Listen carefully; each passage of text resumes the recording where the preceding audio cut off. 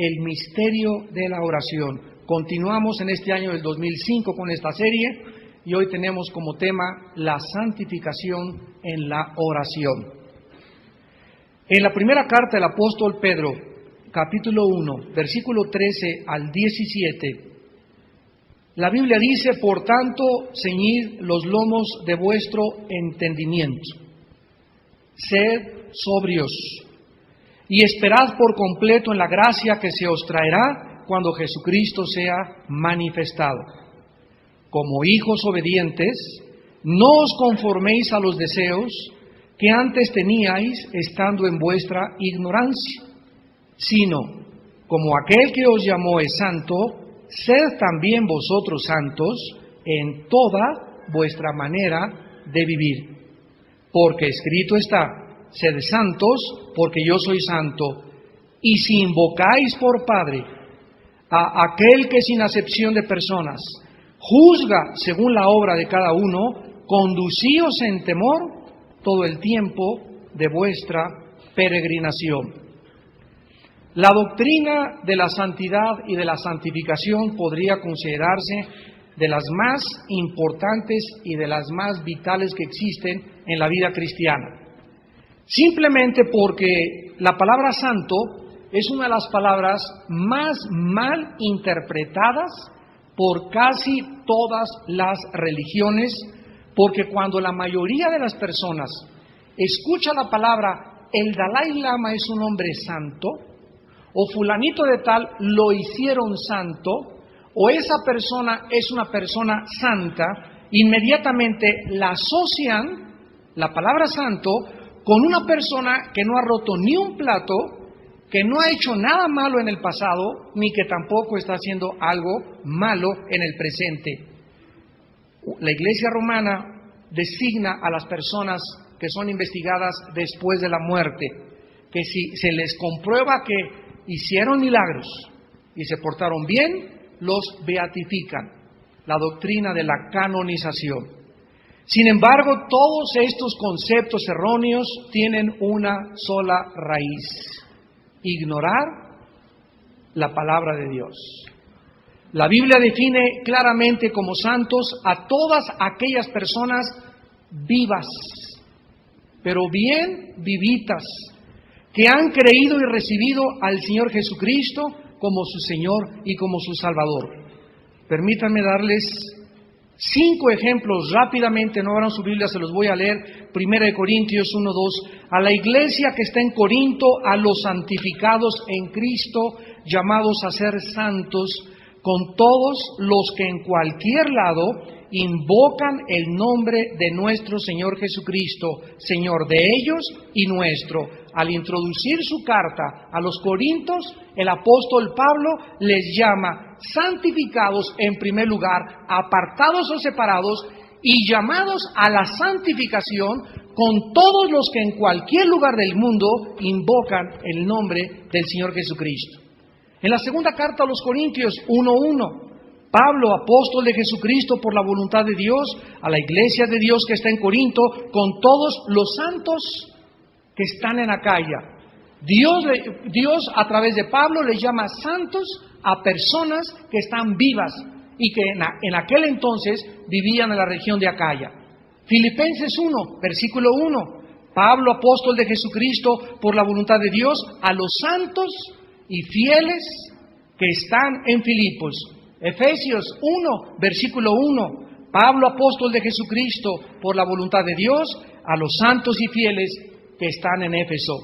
Y Colosenses 1, del 1 al 2, Pablo, apóstol de Jesucristo por la voluntad de Dios, y el hermano Timoteo, a los santos y fieles hermanos en Cristo que están en Colosas.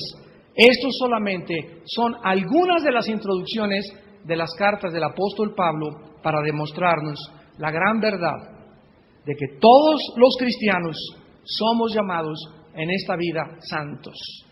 Y nadie después de que nosotros muramos va a determinar si lo fuimos o no lo fuimos más que Dios. Pero la Biblia le llama en la vida a las personas que estaban en las iglesias y que creían en Cristo y seguían a Cristo y se discipulaban, la Biblia les llama santos. Vamos a continuación a tratar de definir esta palabra, tanto en el hebreo como en el original griego. La palabra santo, santificar, santificado, tienen la misma raíz en el hebreo que es kadosh. Kadosh. Y en el griego es la palabra agios, con H, agios, y significa separado o apartado para el servicio de Dios. En el Antiguo Testamento, la palabra santificar, que es apartar o separar para el servicio de Dios, se usaba tanto para los objetos o las cosas como para las personas. Por ejemplo, todos los muebles del tabernáculo estaban santificados y rociados por la sangre de aquellos animales y sacrificios que Aarón y los sacerdotes hacían. Significaba que esa mesita nadie la podía tocar. Este mueble nadie lo podía tocar. Nadie podía pasar por el velo. Nadie podía tocar aquellos objetos que Dios había santificado, que había separado, que había apartado para su servicio. Los únicos que podían acercarse a estos objetos apartados para Dios y tocarlos eran aquellos que Dios había designado como sacerdotes. En el Nuevo Testamento, la palabra santo se usa única y exclusivamente para las personas, ya no para las cosas, aunque la lección es clara para nosotros. Voy y compro un vehículo y en ese momento, ¿verdad? No necesito orar por mi vehículo ni ponerle aceite. Simplemente el hecho de que yo sea cristiano y me llame cristiano implica automáticamente que ese vehículo, que esa casa, que ese jardín, que ese perro, lo que yo tenga es usado para el servicio de Dios. Y más vale que así sea con todos los que siguen a Jesucristo. Entonces mi vehículo, ¿verdad?, está separado y apartado para el servicio de Dios y no voy a prestar mi taller mecánico para hacer una fiesta ni un reventón, ni voy a prestar mi casa, ni voy a permitir que en mi casa entren cosas que profanen la santidad de mi casa, porque mi casa tiene que ser santa, apartada y separada. Mi casa, el techo, el tinaco y todo lo que hay necesita ser usado para la gloria de Dios. Esto es muy importante, porque si no, no podríamos jamás definir la santidad. Santificar, entonces, es una palabra en su raíz donde se relaciona siempre con la separación. Y nos sugiere no solamente una separación de, sino una separación de para un propósito divino. Dios nos separa y nos saca del mundo. Esto es lo que significa santo. Cristo entra a mi vida. Y en el momento que Cristo entra a mi vida, yo soy santo, no porque haga buenas obras, no porque tenga cara de San Cristóbal ni de Santa Catarina, sino simplemente porque la naturaleza divina de Dios está dentro de mí. Y eso me hace ser diferente de mi compadre Juan Charrascas y de mi comadre la Llorona de Santa Julia y de todas las personas de mi familia o mis amistades que no viven exactamente como yo. Ahora, yo tengo que demostrar que soy diferente, que soy separado de ellos, no participando en las cosas en las que ellos participan. Ahí es donde yo ejemplifico y llevo a la praxis, a la práctica, mi santidad y demuestro que soy santo, alejándome, separándome y apartándome cada vez de las cosas que no son agradables a mi Padre Celestial. Entonces la santificación es una separación del pecado para una vida de limpieza y de pureza, de las obras que antes hacíamos religiosas para ahora vivir bajo la gracia de Dios, una separación del infierno para el cielo, del mundo para Dios. Dice en Santiago 4:4, oh almas adúlteras, ¿no sabéis que la amistad del mundo es enemistad contra Dios? Cualquiera pues que se constituye amigo del mundo, se constituye enemigo de Dios. Ahí vemos claramente la línea de demarcación. Dios llama a un pueblo en este mundo, que es la iglesia actualmente del Nuevo Testamento, para que seamos diferentes, apartados, porque nos ha llamado a un propósito para poder servirlo. Esto está claramente expresado en Primera de Tesalonicenses 1:9, donde Pablo les dice que se convirtieron para servir. Se convirtieron de los ídolos para poder servir al Dios vivo y verdadero. Antes de que nosotros fuéramos cristianos, ¿a quién servíamos? A los ídolos. A las personas que nosotros creíamos que nos habían inculcado la religión que heredamos cada quien equivocadamente, y ahora que Cristo ha entrado a mi vida, Él me llama a separarme de eso, y no solamente a separarme, sino ahora a servir al Dios vivo y verdadero. Todas las religiones, amados santos, no hacen esta exclusión ni esta excepción. Por ejemplo, un musulmán se puede casar con un católico se puede casar con un judío, un católico se puede casar con una persona de otra religión, pero cuando venimos a la Biblia dice, no os unáis en yugo desigual con los incrédulos. Nos damos cuenta que el Dios de la Biblia se caracteriza por ser un Dios celoso, un Dios tan celoso que dice uno de los salmos, si nos hubiéramos apartado de ti, Señor, ¿no lo hubieras demandado? Porque tú conoces nuestro corazón. Dios es tan celoso que conoce tu corazón cuando te comienzas a apartar de Él y cuando te comienzas a alejar de Él. ¿Y sabes lo que pasa? Te va a comenzar a poner una tras otra, tras otro tropiezo. Nada te va a salir bien, vas a ir de fracaso en fracaso en fracaso con un solo propósito, que regreses a Él. Dice en Hebreos 12 que la disciplina al presente no parece ser causa de gozo, sino de tristeza, en la que muchos hemos sido ejercitados, pero después produce gozo y un fruto apacible de justicia, porque la disciplina tiene un propósito, participar de su santidad.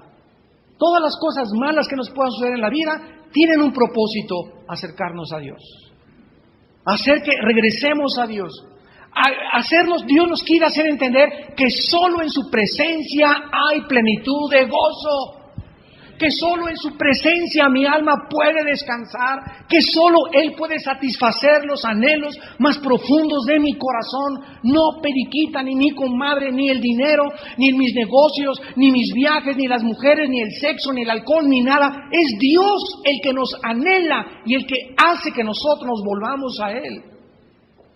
Porque Él sabe que solamente en su presencia puede el alma humana descansar.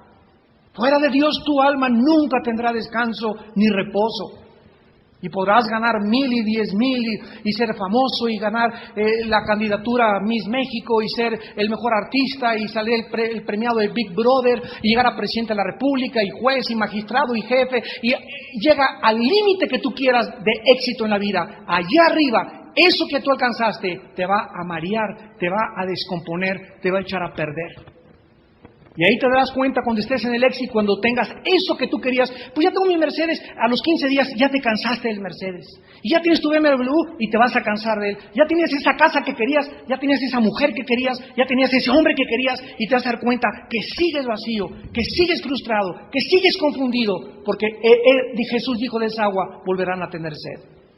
Pero el agua que yo les doy es una fuente que salta en sus vidas como ríos de agua viva. San Agustín decía... Apláudale a Dios si quieren.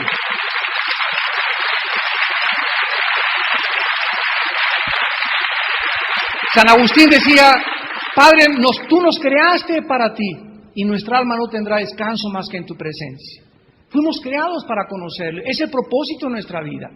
No vamos a esta vida a trabajar, a hacer dinero, a tener títulos. Todo eso son cosas adicionales. Necesito trabajar, claro, y necesito estudiar y superarme, pero no es el principal propósito de mi vida.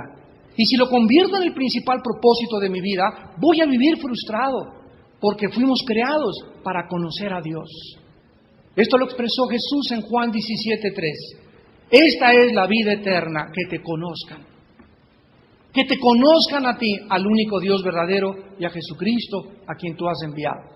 ¿Qué es la vida eterna? Conocer a Dios. Si yo estoy conociendo a Dios, es porque tengo la vida eterna. Si no estoy conociendo a Dios cada día, si no tengo cada día más respuestas, si no tengo cada día más paz, si mi vida no tiene cada vez más gozo, más tranquilidad, más seguridad, más esperanza, es porque no es cierto que tengo la vida eterna. Soy solamente un religioso. En 1 de Pedro 1:22, Pedro explica que la persona santificada o apartada para Dios no solamente recibe el perdón de pecados, sino también el adorno de la pureza. Habiendo purificado vuestras almas por el amor a la verdad. No solamente hemos recibido el perdón de los pecados, sino hemos recibido el adorno de la pureza. ¿Saben ustedes lo que es la pureza? Otra de las palabras para santidad es puro. Cuando decimos Dios es santo, es un Dios transparente, puro, inmaculado, sin ninguna mancha, sin ninguna contaminación. Y cuando somos santos y servimos a Dios, Dios no solamente a los sacerdotes les dijo, vayan y lávense en el lavacro, sino que les dijo en el libro del Éxodo, lávense antes de entrar a mi presencia. Dios demanda de nosotros que cuando vengamos en oración hoy en la noche, Padre, tengo un hijo enfermo, Padre, quiero cambiar de vida, quiero estas cosas, antes me dice, límpiense los que llevan los instrumentos de Jehová. Si confesamos nuestros pecados, Él es fiel y justo para perdonarnos y limpiarnos de toda maldad. Pero no te atrevas a acercarte a Dios sucio, ni sucia, porque la pureza es necesaria para que Dios escuche nuestras oraciones. La santificación, pues, es la obra de gracia de Dios, mediante la cual somos apartados, somos separados del reino del pecado, del reino de la maldad, del reino de la inmoralidad, para servir a un Dios que es puro y que es santo. Dice 1 Juan 3:3, todo aquel que tiene esta esperanza se purifica a sí mismo, así como Él también es puro. ¿Realmente tú tienes la esperanza del cielo? Demuéstralo viviendo en pureza sexual. Bienaventurados los puros de corazón, porque ellos verán a Dios. Y no solamente se refiere a algo futuro, sino que cuando vengo a la Biblia, dichoso y feliz, si en la mañana que me levanto y abro la página de la Biblia para tener contacto con Dios y poder meterme en la palabra, dichoso y feliz si he limpiado antes mi corazón de mis inmundicias que se me pegaron el día anterior, de mis pecados, de las formas como he pensado, porque cuando vengo a la Biblia, el Espíritu Santo me abrirá la Biblia, me dará un espíritu de revelación y de conocimiento en el conocimiento de la palabra de Dios, porque tengo el corazón adecuado para poder recibir la bendición de Dios. Por eso muchas personas llegan a la Biblia y yo no entiendo mi niño. ¿Y por qué ese David? ¿Y por qué tanta sangre? ¿Y por qué estas cosas? Y ellos quieren respuestas, pero no quieren pagar el precio por esas respuestas, y el precio es la pureza.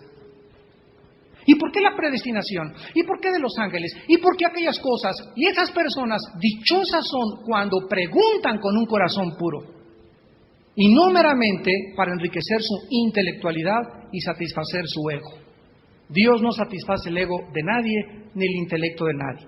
Hay cantidad de gente, ahora que veníamos de viaje mi esposa y yo por todos lados, ahorita todo el mundo, ahora el mes que entra vamos a tener un seminario enorme en San José, Costa Rica, del 18 al 20 de febrero, y van a juntarse todas las iglesias de Costa Rica y quieren saber del anticristo, quieren saber del tsunami, quieren saber de todo, y siempre tenemos el mismo mensaje. La gente busca el futuro, la bola de cristal, ¿qué pasa? Por eso les interesan los seminarios de profecía. Pero hay que decirle a toda esa gente que Dios no nos va a dar respuestas de qué va a suceder en el mundo si nosotros no usamos el conocimiento para nuestra santidad. A Dios le interesa más que cualquier otra cosa, más que darte información, transformar tu corazón. Ahora, veamos en primer lugar en esta tarde lo que no es la santificación o lo que no es la santidad, porque de esta manera vamos a comprender un poco mejor la santidad. Hay una falsificación de la santidad. Esto es absolutamente lógico porque Satanás falsifica e imita todo aquello que proviene de Dios. Si yo voy en la calle y me encuentro un billete de 30 pesos, ¿sabe una cosa? Que ni un niño va a creer que es una falsificación, porque no hay originales de 30 pesos. Todo aquello que se piratea tiene un original, si no, no se podía piratear. Y aquí en México somos los reyes de la piratería, como ustedes lo saben, ¿verdad? Ya ganamos el título, de veras, somos los reyes, el número 1 en piratería, es el único premio que tenemos en México ahorita. Nadie nos gana en eso, hasta las patrullas de la policía han pirateado. Increíble. Entonces Satanás no va a imitar, no va a falsificar algo que no tenga un original. Entonces, como hay una verdadera santidad, tiene que haber una falsa santidad. como hay una verdadera justificación, tiene que haber una falsa justificación. Como hay una verdadera religiosidad, hay una falsa religiosidad también. Y tenemos que ver el aspecto negativo para poder entenderlo. Número uno, la santificación o la santidad no es una virtud moral. Apúntalo. En primer lugar, no es una virtud moral. Una persona puede cultivar muchas virtudes morales excelentes, pero en su corazón estar destituido de la santidad y de la gracia de Dios. Un ejemplo, Sócrates predicó y enseñó una moralidad estricta. Buda, Confucio y Gandhi, Mahatma Gandhi, hombres que la gente los considera, ¿qué cosa? Santos, que los considera hombres iluminados, pero que sin embargo a la luz de la Biblia solamente eran hombres virtuosos moralmente, pero carecían de la gracia, de la santidad que Dios otorga por su Espíritu Santo.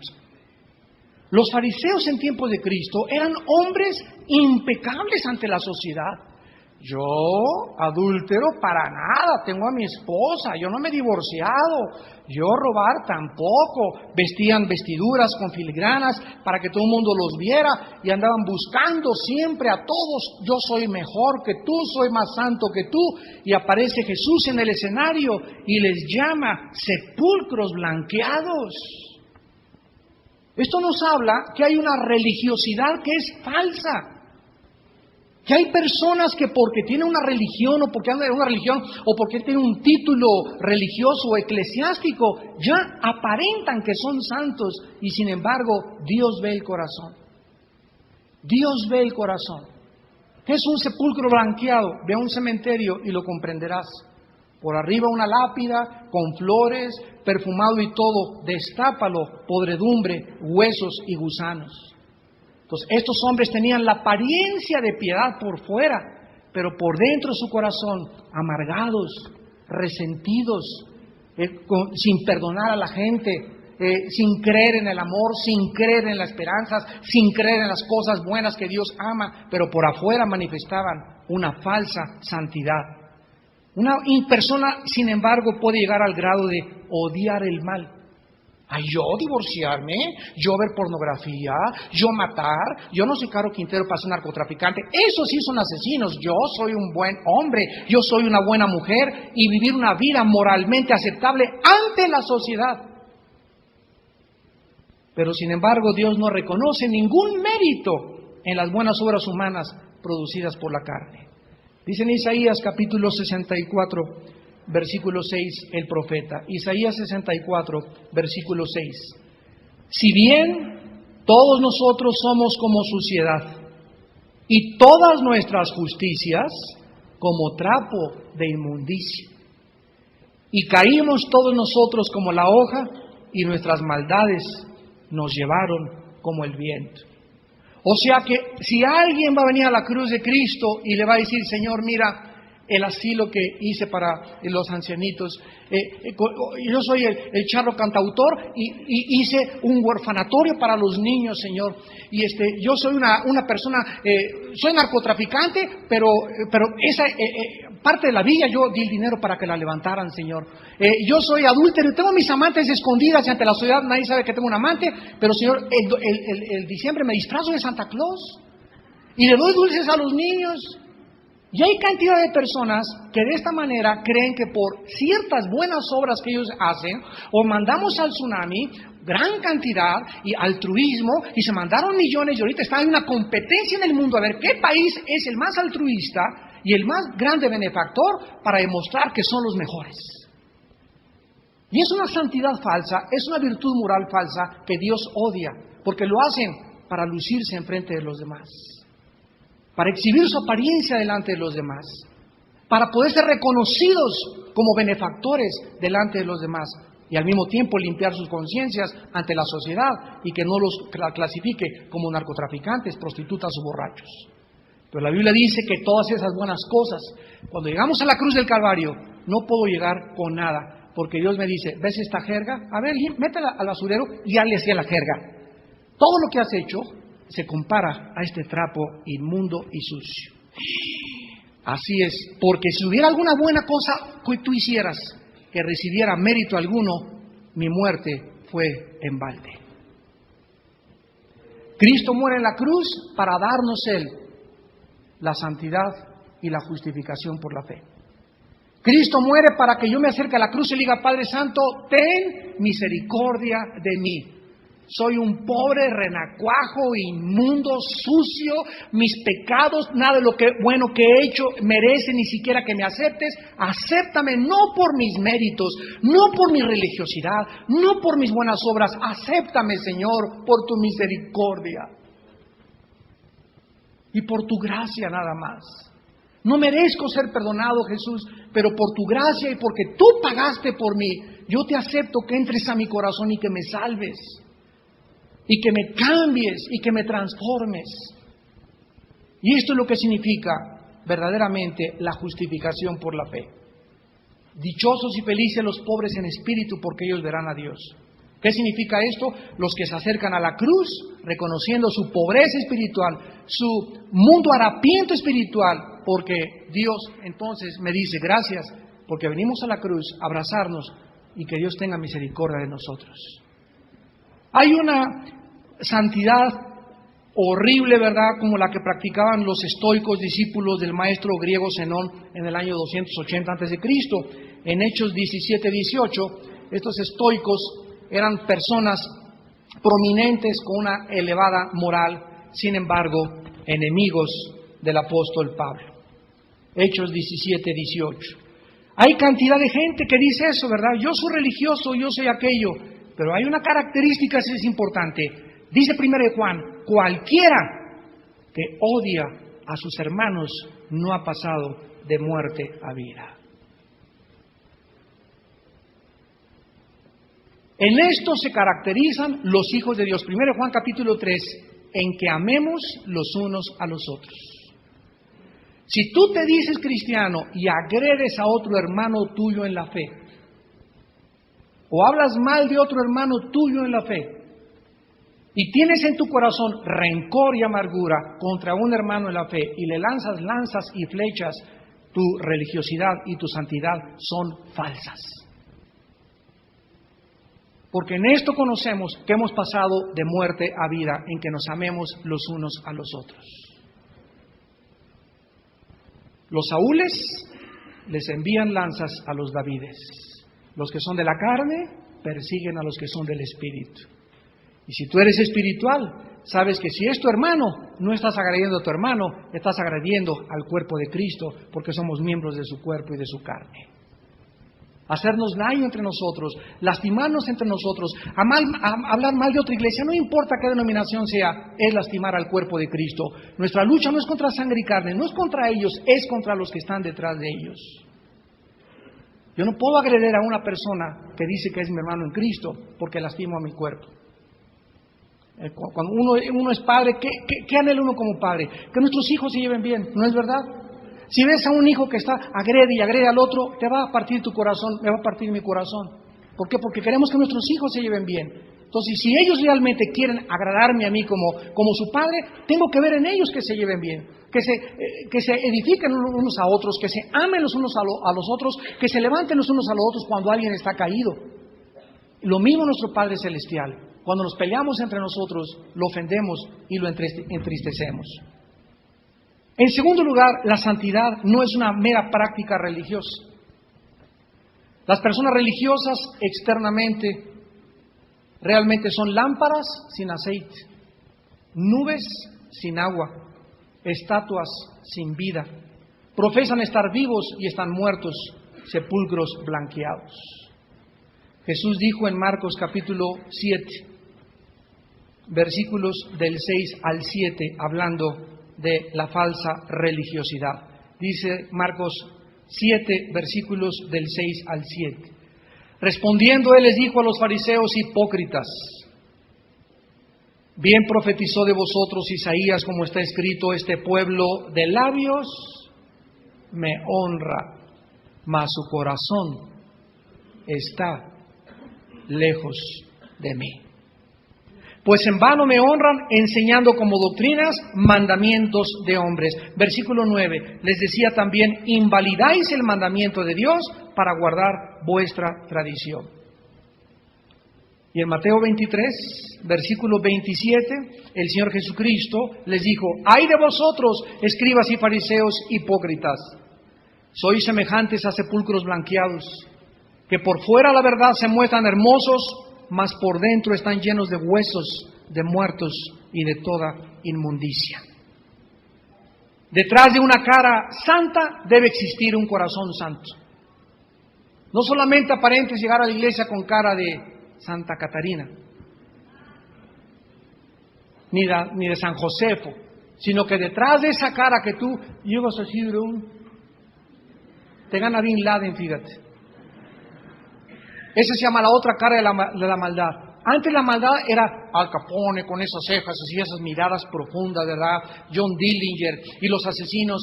Y nos acercamos al siglo XXI y aparecen los terroristas más grandes del mundo con caras que los ves en la televisión, en las fotografías, y tienen caras de borreguitos a medio morir. Tú ves a Bin Laden y le pones San Bin, y si alguien no lo conoce, tiene cara de santo. No tiene una mirada así torva, ni fiera, ni tosca, ni ruda. Tiene una mirada así, de borreguito, que a cualquiera cautivaría. Y es que el diablo cada vez va a ser más sutil para agredir a la humanidad. Y dice en 2 Corintios 11, no es de sorprenderse porque Satanás se disfraza como ángel de luz. Y mientras más se acerca la época del final del planeta Tierra y los juicios de Dios, el engaño aumentará. Y muchos de los escogidos serán engañados, como lo están siendo actualmente. Y finalmente, la santidad no es la erradicación total del pecado. Mucha gente cree equivocadamente, se llama la doctrina del perfeccionamiento wesleyano. Esta doctrina es una verdadera herejía. Yo conozco iglesias que no son cristianas y algunos que equivocadamente la predican. Dicen que ya no podemos pecar, que somos ya perfectos y que si realmente eres cristiano es imposible pecar. Sin embargo, en 1 Juan 1:8 dice que el que diga que no tiene pecado realmente es un mentiroso. ¿Cómo podemos explicar esto? La Biblia nos enseña que cuando Cristo murió en la cruz del Calvario, trató, Romanos 6, del 1 al 4, con nuestro viejo hombre. Mi antiguo Armando fue crucificado en la cruz cuando hace 2000 años él fue crucificado. Y ahora, al ser enterrado Cristo, yo fui enterrado con él. Y cuando Cristo resucitó, yo fui resucitado con él. Esto trasciende mi capacidad pensante. ¿Cómo puede Romanos decirme que fui sepultado juntamente con él por medio del bautismo? Está hablando del bautismo del Espíritu Santo, el bautismo en el agua, el bautismo no salva. El bautismo del Espíritu Santo es nuestra identificación con Cristo en su cuerpo, en su muerte, en su sepultura y resurrección. Cuando él muere, yo soy identificado con él si yo nací 2000 años después. Esto nos funde los bulos, ¿verdad? Y se nos dice en Romanos 6 que nos consideremos como si esto fuera verdad, que nos consideremos muertos al pecado. El pecado no ha muerto en mi vida, yo soy el que debo morir al pecado. Síganme con cuidado. El pecado no ha muerto en nosotros. Ahí está latente y potencialmente el mundo de maldad dentro de cada cristiano, pero yo soy el que debo morir al pecado. ¿Cómo puede la Biblia decirme y trasladarme al pasado, viajar por el tiempo y llevarme al pasado y decirme que morí con Cristo hace 2000 años cuando yo recibí la salvación 2000 años después? La explicación es clara, simple y sencilla. Dios es un Dios hiperdimensional. Nosotros vivimos en 4 dimensiones: alto, ancho, profundo y el tiempo.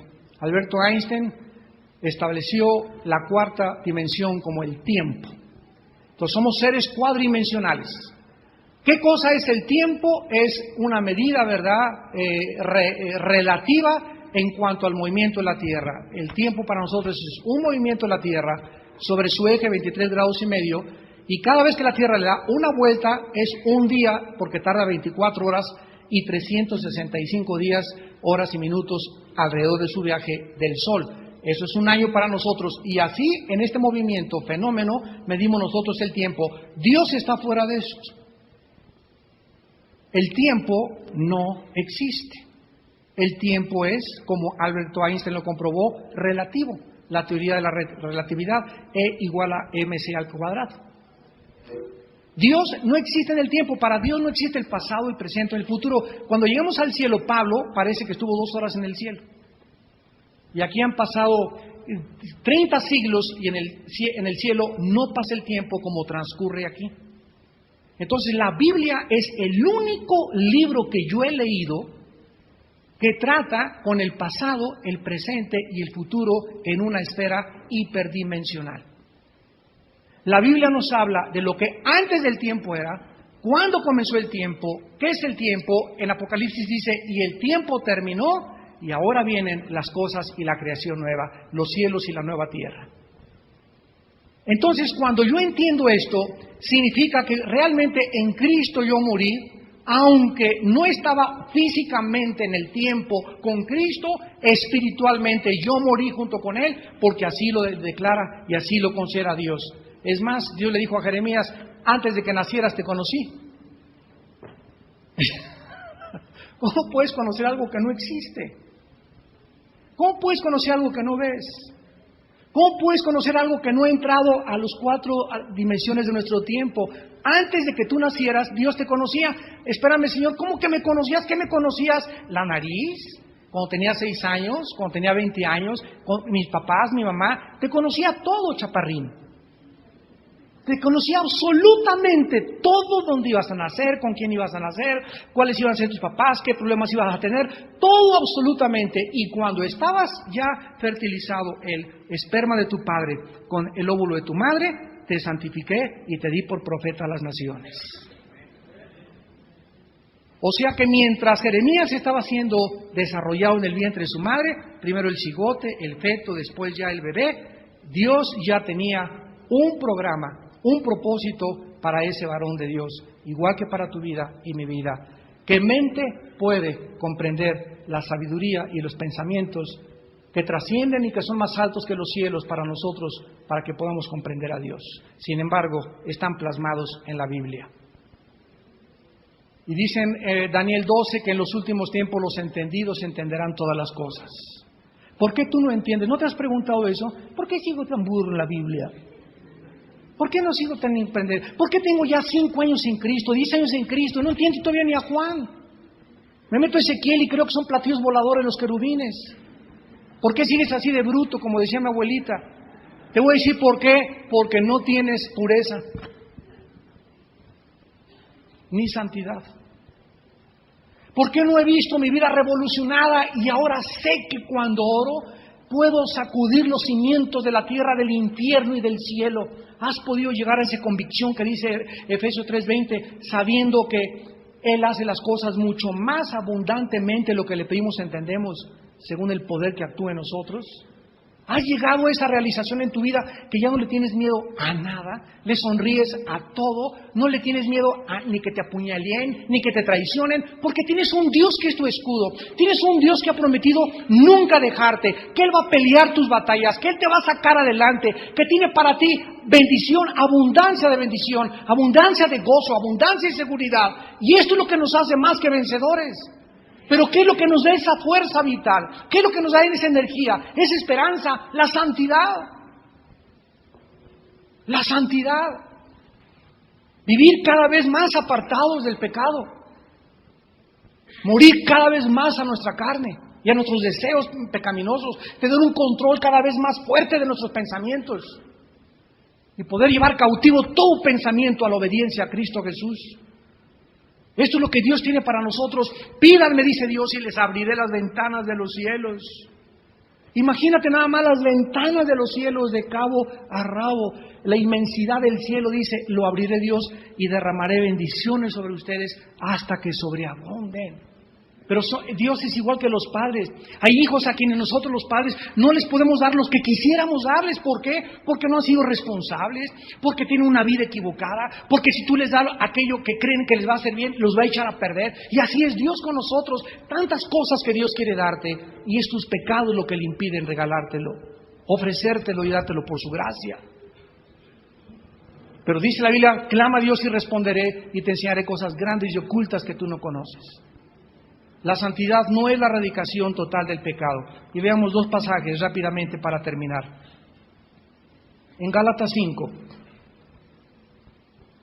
recordemos que, aunque somos cristianos, lavados con la sangre preciosa de Jesucristo, dentro de nosotros sigue morando el pecado. Pero la única diferencia es que ya Cristo pagó por las consecuencias de ese pecado en nosotros, que es la muerte. La paga del pecado es la muerte. En la cruz Cristo paga por las consecuencias de mis pecados, pero no me ha librado todavía del poder del pecado, porque el pecado dentro de mí sigue vivito y coleando. Esto será hasta la glorificación, cuando mi cuerpo sea semejante al cuerpo de la gloria suya. Hasta el momento de tu muerte y mi muerte, el pecado dentro de nosotros estará presente, molestándonos, incitándonos e induciéndonos a rebelarnos contra Dios. Nunca se te olvide eso, el que piense que está firme. Mire que no caiga. En Gálatas 5, 16 y 17, dice, andad en el Espíritu y no satisfagáis los deseos de qué cosa. La carne tiene deseos. ¿A quiénes le está hablando Pablo? ¿A quiénes? ¿A los comunistas? ¿A los maometanos? ¿A la iglesia de los cristianos de Galacia? Les está diciendo que no satisfagan los deseos de su carne, o sea, que aun cuando son cristianos, su carne sigue deseando malas cosas. Vamos a ver esta lista. Porque el deseo de la carne, o sea, esto es, todos los cristianos tenemos estos deseos potenciales, es contra el Espíritu. Versículo 19, y manifiestas son las obras de la carne, que son adulterio, fornicación, inmundicia, lascivia, idolatría, hechicerías, enemistades, pleitos, celos, iras, contiendas, disensiones, herejías, envidias, homicidios, borracheras, orgías y cosas semejantes a estas, acerca de las cuales os amonesto, como ya os lo he dicho antes, que los que practican tales cosas no heredarán el reino de Dios. Una cosa es que caigas en el pecado de vez en cuando y otra cosa es que vivas en el pecado. Que vivas practicando, que sea un hábito para ti y cada semana ves un programa de pornografía. Cada semana te acuestas con tu novio, cada semana tranzas, cada semana engañas. ¿Sabes una cosa? Tu santidad es una falsificación. No es cierto que tienes la santidad. Ahora, si tú haces esas cosas y después de hacer el pecado te sientes con vergüenza, con culpa, oh Dios mío, caí anoche, me las volví a tronar, me volví a dar otro pericazo, Señor, me volví a echarme otro trago de alcohol, ya ando poniendo los ojos en otra mujer. Todas estas cosas y estas tentaciones son normales. Las tentaciones no son malas, malo es caer en la tentación. O sea, entiende que los deseos están aquí dentro de nosotros. Yo recuerdo una junta de pastores que tuve en Sudamérica, que un pastor dijo, a ver, hermanos, la neta, si fuéramos a la playa de Cancún con el hermano Alducin y camináramos y viéramos 3 bikinis por ahí, ¿quién de ustedes no le echaría o no se echaría un taco de ojo? Recuerdo que un pastor nos dijo, yo jamás haría eso. Y me preguntaron a mí y le dije, mira, yo, la neta, voltearía porque no soy un querubín. No hay querubines, Dios nos ha hecho querubines. Pero una cosa es que voltees a ver y digas, Dios mío, qué mujer tan guapa, o qué bonito cuerpo, o qué hombre tan guapo. Y otra cosa es que, ¡boing!, y te quedes así, mirándola, y a 3, 4, 5 minutos deseando su cuerpo. Jesús dijo, el que mire a una mujer para codiciarla, para desearla, para tenerla en tu imaginación y para desear cosas malas con ellas, es un adúltero ante los ojos de Dios. Entonces no podemos evitar ver, ¿verdad? Una mujer en vivo, ya la vi, pero no la voy a voltear a ver otra vez. Ya viste a esa persona, pero no te quedes ahí con la babota de fuera. No es tu esposo, no es tu esposa. Cuando hacemos eso, deshonramos a nuestro cónyuge. Violamos el pacto de lealtad que en la mente debe existir de tener solamente a nuestro esposo, a nuestra esposa en nuestro corazón. Dios ama la santidad y la pureza, pero estos pecados están en mí. Entonces, ¿qué debo de hacer? Luchar contra la carne, hacer morir las obras de la carne mediante el Espíritu, hacer morir lo terrenal, fornicación, inmundicia, malos deseos. Ahí aparece en la televisión, le cambio el canal, y a la quinta vez que le cambie, ya mi mente se está fortaleciendo, y la sexta vez cuando venga la tentación, tendré la fuerza de decirle al pecado, no me voy contigo. Una vez le dijeron a Pepito, oye Pepito, ¿tú qué haces cuando doña Tentación te toca en la puerta? Y Pepito le contestó y le dijo a la señora, si voy y le abro la puerta, me voy con ella. Y así es el pecado. Si tú vienen tus amigos y te invitan y sabes qué clase de personas son, que no son cristianas, ¿para qué te vas con ellos? No te van a llevar a la iglesia bautista. No te van a llevar coros de aleluya, alabanza. Te van a llevar a oír música mariachis, música de te caíste y me dejaste, como la música mexicana, o de canciones así de borrachos y de te fuiste y me dejaste y te caíste y de decepciones. Y son las canciones que predominan en el mundo de amargura, ¿verdad? Y de tragedias. Entonces, ¿por qué tentamos a Dios entrando a esos lugares, a esas películas, a esas exhibiciones, cuando sabemos que tenemos potencialmente la maldad? Somos débiles. Velad y orad para que no caigáis en tentación. El espíritu está presto, pero la carne es débil, débil, débil, débil. La santidad no significa que nunca voy a romper un plato, ni me debo sorprender de los deseos que aún tengo en el corazón y de los pensamientos. Yo a veces me pongo a orar y me vienen los peores pensamientos a mi mente. Digo, Dios mío, esto no puede ser una casualidad, una coincidencia. Hay una maldad dentro de mi vida. Y esto es una prueba de que debo de luchar contra esos pensamientos. Y finalmente comprobémoslo otra vez en Romanos 7. La maldad aún está dentro de nosotros. En Romanos 7 dice un hombre que era cristiano, Pablo, versículo 15, porque lo que hago no lo entiendo. No hago lo que quiero, sino lo que aborrezco, eso hago. Y si lo que no quiero, eso hago, apruebo que la ley es buena. De manera que ya no soy yo quien hace aquello, sino el pecado que mora, habita, permanece dentro de mí. Pablo reconocía que el pecado moraba dentro de él. Y yo sé que ni esto es en mi carne, no mora el bien. Porque el querer el bien está en mí, pero no el hacerlo. Porque no hago el bien que quiero, sino el mal que no quiero, eso hago. Y si hago lo que no quiero, ya no lo hago yo, sino el pecado que mora en mí. Así que, queriendo yo hacer el bien, hallo esta ley, que el mal está en mí. Y si entramos al capítulo 8, vemos ya que la libertad y la victoria nos las da el Espíritu Santo. Entonces tenemos dos leyes dentro de nosotros, la ley del pecado y la ley de la vida. La ley del pecado me dice en mi mente, ve a esa mujer, roba, el que no tranza no avanza, no confiesa en los hombres, hace esto. Eso es lo que me dice la ley del pecado. Pero Dios me dice, deleítate en mí y te concederé las peticiones de tu corazón. No seas incitado a hacer el bien, ni tampoco hagas el mal. Exhibiré tu justicia como la luz y tu derecho como el mediodía.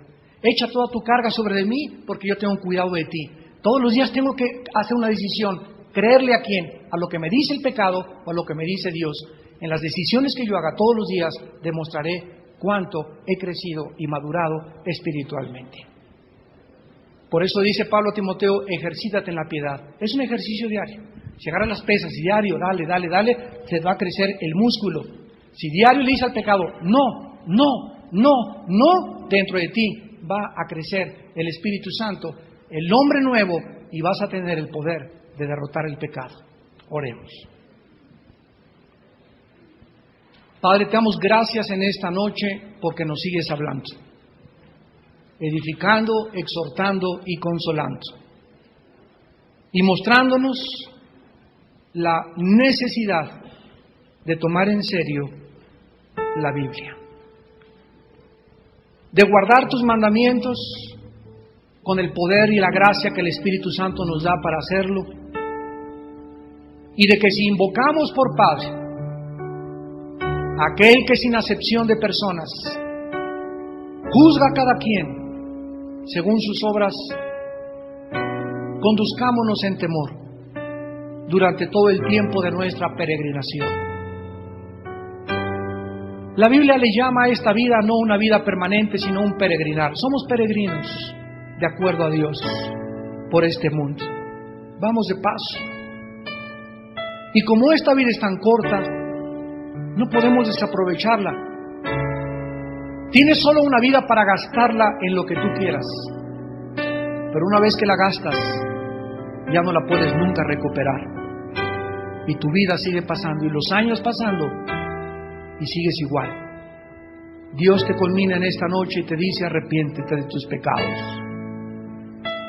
Y no me interesa qué tan grandes sean tus pecados y cuánto me hayas ofendido.